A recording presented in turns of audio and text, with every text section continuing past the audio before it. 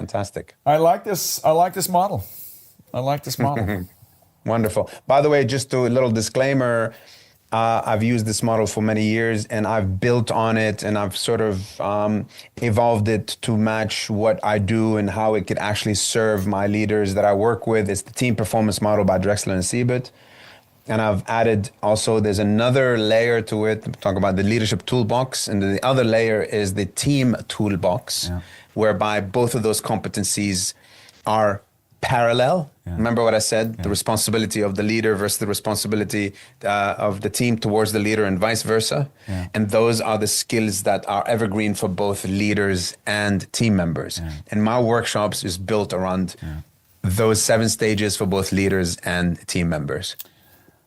I'm hoping that we've made this interesting, easy to follow, and also motivate a bunch of people to reach out to you. We'll make sure to put your link in there. You can be reached over LinkedIn, but we'll also put your link in the bottom. Please do. You too are leaders, so you don't just preach, right? You practice. Your company is thriving and growing also in the GCC area and beyond.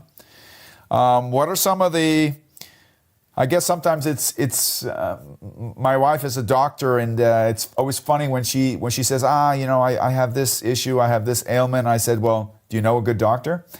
In your case, you're also a CEO. You have a team that you lead. You're very active on social media. You've got a lot of ambitious initiatives and projects ahead of you. Do you know a good leadership coach that can help you in your endeavors? What are your plans for 2026? I'm open. I'm really, really open. I'm open. I'm actually, one of my objectives for next year is to work with a mentor. I've identified 2 or 3 mentors that I'd like to work with. I'm also a kind of person who's open for feedback. I take feedback very, very seriously, but I don't take it personally. Sometimes I take it personally because, I'm human and I tend to defend it, but I defend it for the right reason. And then I love it when I'm called out. It's like, hey, Hayssam, just take it as feedback. And I'm a person who's constantly growing. I'm not claiming to be the perfect coach nor the perfect human being, but I'm claiming to be somebody who cares, someone who works closely with clients for their own successes. And it makes me proud and happy and over the moon when I see someone comes back to me and says, hey, Hayssam, thank you so much. What you've done and what we've done together and how you've helped me has really accelerated my growth and my career. And that for me is the biggest absolute payoff that anyone can have. This is why I do it. And constantly, no matter how many days a month I work and how many countries I cover, I do it because I believe I'm changing the world one person at a time. And I love what I'm doing. Therefore, it doesn't feel like work. It feels like a sense of calling and a sense of my purpose in life. It's my ikigai. Let me ask you one more question that kind of popped up earlier, but I didn't have the opportunity to slip it in. We're different, but in many ways similar. We're both global citizens that have a strong cultural basis that we come from, but we transcend it often. How much does culture play a role in the overall leadership perspective? Culture eats strategy for breakfast. But period.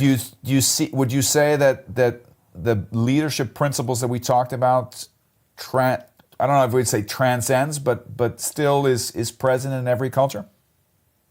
Those 7 stages and those 7 evergreen tools is what's going to shape healthy cultures.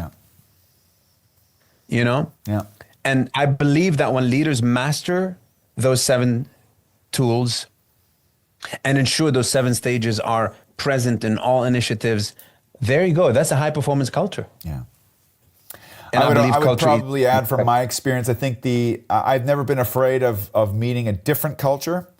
I think one would be unwise to think that the diversity might eventually be a challenge in the overall moving forward.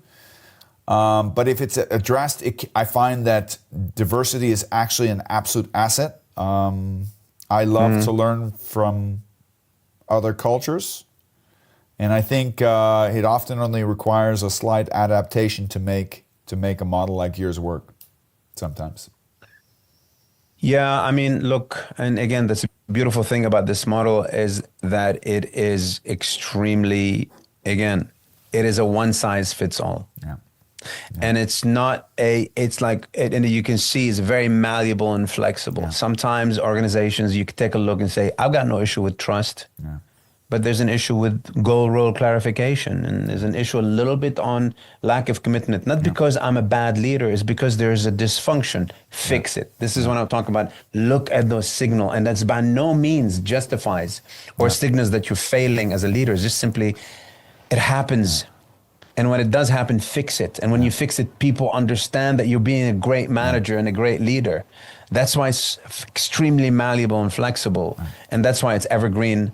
And that's, I believe, that's the model that's worked, at least with me and my clients. Yeah. Very, very good. Hayssam, it's been a pleasure.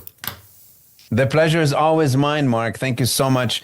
I mean, over 2 hours have gone by, and Really? I don't That even long? feel it. It doesn't seem like it's it. always a pleasure talking to you. Thank you for having me on your show. My pleasure, and my pleasure.